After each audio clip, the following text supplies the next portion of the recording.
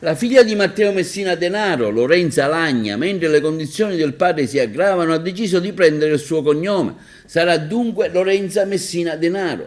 Lorenza è nata dalla relazione dei boss di Cosa Nostra con Franca Maria Lagna nel dicembre del 1996 e in questi giorni ha chiesto e ottenuto di portare all'anagrafe il nome del padre, Messina Denaro. Aveva già dato il suo assenso dal carcere dell'Aquital, dove è stato recluso in regime di 41 bis, a seguito dell'arresto avvenuto a Palermo lo scorso gennaio. L'atto notarile per il cambio di cognome della figlia è stato già firmato dal padre e autorizzato dall'autorità giudiziaria. Adesso dovrà essere trasmesso all'anagrafe per la registrazione. Lorenza, a sua volta mamma di un bambino di 2 anni, sostituirà integralmente il cognome della madre.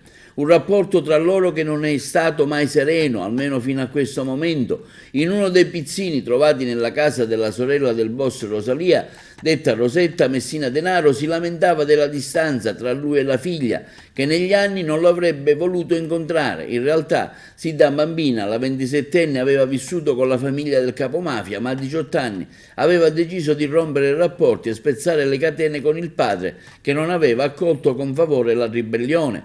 Mai e poi mai la vorrò ricevere, aveva affermato Mattia Messina Denaro. Da fare mediatore tra Mattia Denaro e la ragazza pare sia stata la cugina Lorenza Guttadauro, avvocato del capomafia. Quando Lorenza aveva infatti espresso il desiderio di riconciliarsi con il padre, lui si era opposto al punto di negarle le visite, finché non è intervenuta la Guttadauro, che ha fatto da mediatore.